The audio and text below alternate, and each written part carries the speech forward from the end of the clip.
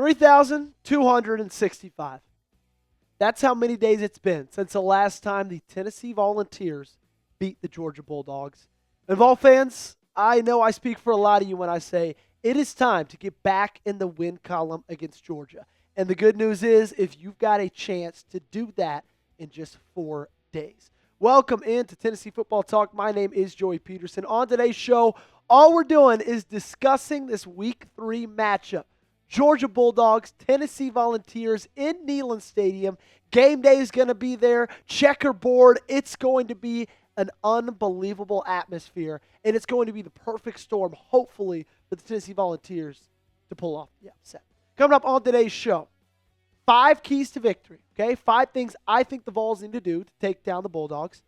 Then my score prediction for Vols versus Dogs, my final game week thoughts, and then we got a major channel announcement, which I'll just go ahead and get into it right now. We are going to be live on Tennessee Football Talk for our first ever watch party. What is a watch party? Great question. Glad you guys asked. This is what you got to expect, okay? We're going to do a 30-minute pregame tailgate. We'll go over keys to victory. We'll talk lines, matchups, all those different things. And then we'll be live for the entirety of the game, okay? I'll have play-by-play analysis. We'll have live stats up as well. It's going to be an awesome fan environment. Imagine, watching it in a bar with 100, 200 different Vol fans all together. At the end of the game, we're going to do a Vols t-shirt raffle. Make sure to not miss it. The way you do that, subscribe, turn on those notifications as well, so that way when you go live, you can be there as quickly as you can and join us on Saturday. My keys to victory. Now that that's done, let's talk game. Number 1, it is imperative that you establish the run. And I'm just going to tell you the truth right now. Every single preview for the rest of the season, that's going to be somewhere on this list, but I think it takes the number 1 spot when you're talking about Georgia. We all know that this offense is much more effective when it's balanced. When you're asking the quarterback to do a little bit less because the running backs are taking a lot of that weight, that is when this offense thrives. That's when this offense shines. And I know it surprises a lot of people, and it shouldn't, because we're 5 years into the Josh Heupel experience, and this is what it is. He runs the football. It opens up everything else for this offense and for the quarterback. So far, over the last 3 years against Georgia, you just haven't been able to do that very well. Let's take it back to 2022. 42 carries, 94 yards, 2.2 yards a carry. It was brutal. You couldn't do anything, and I would know. I was there standing in the pouring rain because that was my senior year of college, and I made the trip to Athens with my buddies. 2023, the year right after that, I took out the opening 75-yard touchdown run from Jalen Wright, because that was a little bit of an outlier.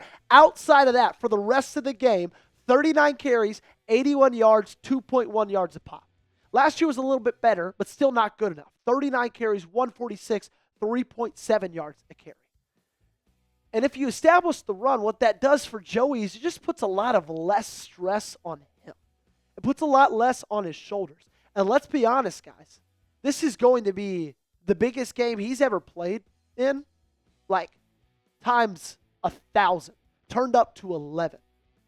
There's going to be 102,000 people there, loud, rowdy, and rated in that 3,265 game winning streak, and that's going to rest on his shoulders.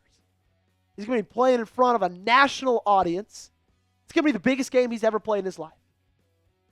If we can establish the run, take a little bit less pressure off him, that's going to be phenomenal. And you got the Stallions to do it. Or you got the Monsters to do it, shall I say. Star Thomas, DeSean Bishop, Peyton Lewis, they've all really, really impressed me so far this season. I expected it from DeSean, but Star, in my opinion, has been the biggest surprise because I maybe wasn't as expected of him to do what he's been able to do, but 6.7 yards a carry and 4 touchdowns from him. 12.1 yards a carry and a touchdown from DeSean Bishop. Like, this is a really, really good unit. And it's a different unit that we've seen, right? We're not used to running back by committee. The last 3 years, we've had Jalen Wright twice. Last year, obviously, you had Dylan Sampson. You had one tailback who was better than everybody else on this roster. This year, you got 3 guys, 2 guys especially, who are really, really good football players.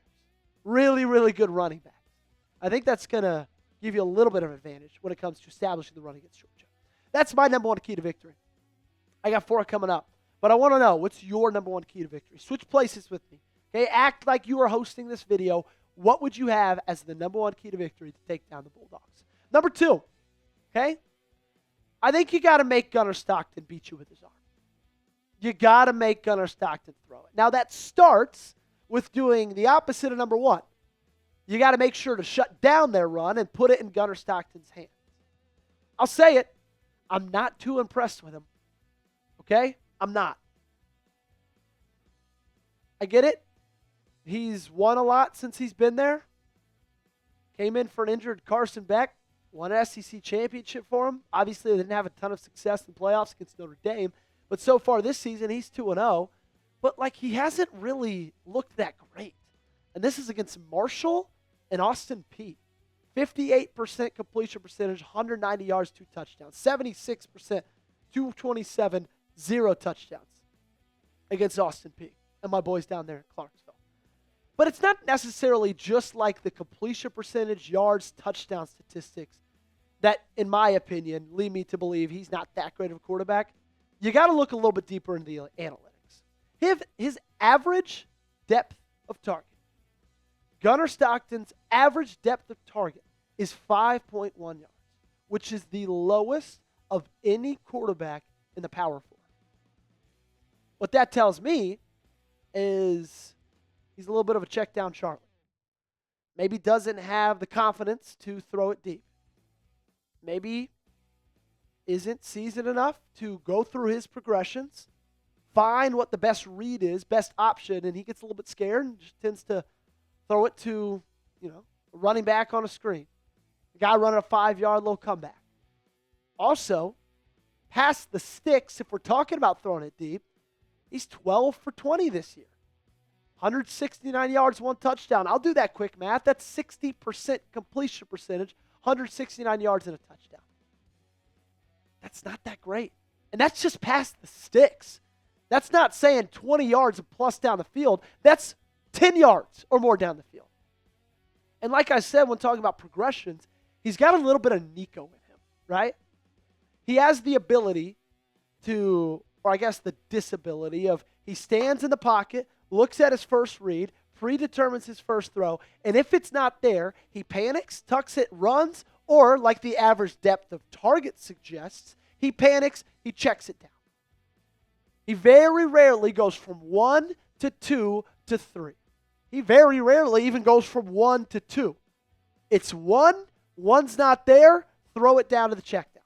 That's why his average depth of target is 5.1 yards. Number 3, let's talk about the Vols now. Okay? We're going to go back to Georgia in a little bit, but we got to talk Tennessee. You got to limit the stupid mistakes. You just have to. You can't win a game like this with stupid mistakes. It's just impossible to do it against Georgia. They're too good of a team. They got a really great coach, okay? I don't know what you think about Kirby Smart, but I think you'd be lying to yourself if you didn't think he was one of the 2 best coaches in college football right now. And the way you beat a team that's better than you is you limit your mistakes and you capitalize off of theirs. So what this entails, in my opinion, turnovers have to be at a minimum, and if I had to choose, at a 0. Penalties, very, very few of them, please. And special teams mishaps. I'm talking missed kicks. I'm talking random kicks out of bounds that get them to start at the 45-yard line. Just small things that you say, man, if you didn't do this, you didn't do that, this game's a lot different. What if you picked off Gunner Stockton instead of having it go through your hands and just be an incompletion? What if you made that 38-yard field goal? Things can be a lot different. And against Georgia, over the past couple of years, unfortunately, you've made mistakes. You've had a turnover in each of the last 3 games. 2 of them in 2022. You had 9 penalties last year for 7 yards. 2 years ago, you had 9 penalties for 55 yards. They have the better roster. I hate Georgia, but with how good they've recruited over the last 5 years, it is just the truth. They've got the better roster.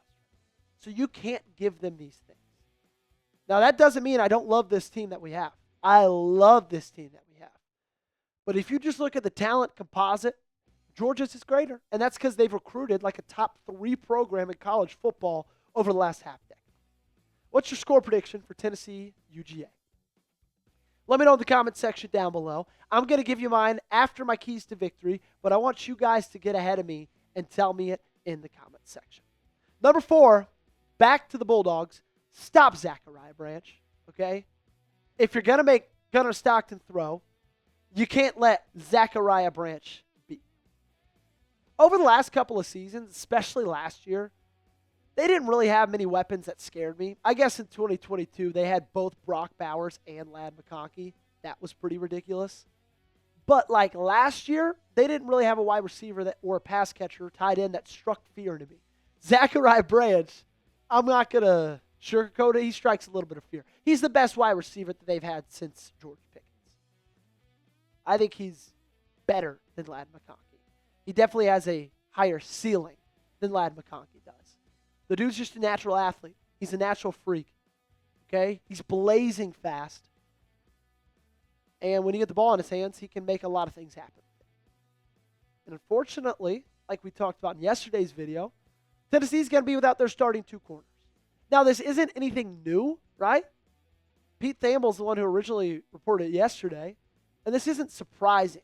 Once once Ricky Gibson went down against Syracuse, you knew Jermon McCoy wasn't going to be back in time. So you kind of figured, okay, you're going to be without both Jermon and Gibson. So I need Colton Hood and Ty Redmond to continue to step up. Step up in the ways that they've been stepping up over the past 2 weeks. But it's different this time. It's against Georgia, not against ETSU, not against Syracuse. They've never played a guy like Zachariah Branch. I've been incredibly impressed with both of those guys, especially with the true freshman former 3-star in Ty Redmond. But that needs to continue because there's going to be a lot on their shoulders. Speaking about something you can put on your shoulders, let's talk about this University of Tennessee quarter zip. You can get it in black, white, orange, gray. All you got to do is go to chatsports.com/UTQZip and get yours today. Because right now it's on sale for only $38. That's $12 off. Almost 25% off right now. And this is not going to last long, okay? Cool nights in Neyland Stadium. They're coming soon. Might not feel like it right now, but October night games are coming, guys. Little chilly, perfect football weather. This is a great addition to that. And by the time it gets colder in Knoxville, well, it's not going to be $38 anymore. So take advantage of it while it is by going to chatsports.com/UTQZip. That link is in the comment section and description of today's video. Number 5, you got to make the play late. Make the play late. This one, in my opinion, is one of the most important ones.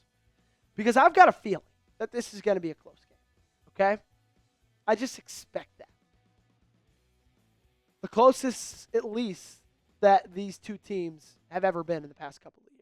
The most even that these two teams have been in the last couple of years. And I know we felt that way in 2022, but I think we can look back at those two teams right now and see all the talent that Georgia had on that roster, both offensively and defensively, and say, you know what, you just didn't match up with them. And it was obvious when you saw those two teams play. So in my opinion, it's going to come down to who can make that play. Right? Who's going to be able to make a stop on defense when it's 3rd and long? Hell, when it's 4th and short. Are you going to be able to make a stop? Are you going to be able to force a turnover when they're driving? They're down a touchdown. They're down a score. But they're driving, about to take the lead, about to tie it up. Can you force a turnover to give the ball back to your offense? What about making the big catch? Are you going to be able to do that? Mike Matthews, Chris Brazzell, Braylon Staley, Miles Kitselman. Are you going to be able to make that big catch late in the game when it's 3rd and long? You need a first down to keep driving. DeSean Bishop, Start Thomas, will y'all be able to break off a big run when it's 1st and 10? Are you going to be able to rock off, 10, 15 yards right there, get a drive going, maybe break off a 30, 40-yarder, change this game? That's what's going to make the difference. Now, as for my score prediction, this one feels like it's going to be close. And in my opinion, I think it's going to be low scoring. I think the Vols win. I think it's 17-16. And I think that place is going to explode. My in-laws are going to be there. I'm extremely jealous. Some of my best friends from college are going to be there. I'm extremely jealous. And if you can't be there, at least make sure you're with us right here on Tennessee Football Talk, okay? It's hard to have a gauge on this game right now for my little final thoughts. It just feels like you're seeing them so early, you don't really know the identity of either of these two teams yet because they haven't really played anybody yet. Usually when you're playing Georgia, it's November. Each team has played 6, 7 SEC games by that point. This is each team's first real challenge, okay? So it's hard to say where these two teams are at. But it feels like this is the most gettable Georgia's been in a very long time. But be cautious of that because we all know that Kirby Smart's a hell of a good coach, and we all know that he's going to have them ready to go into Neyland Stadium and do their best to pull off that win. That's going to do it for today's show. Make sure you get me on social media. A little bit of a longer one today. Thanks for hanging out with us. Keep with us. Make sure you got me on Twitter and on Instagram, and more than anything, make sure you subscribe to the channel.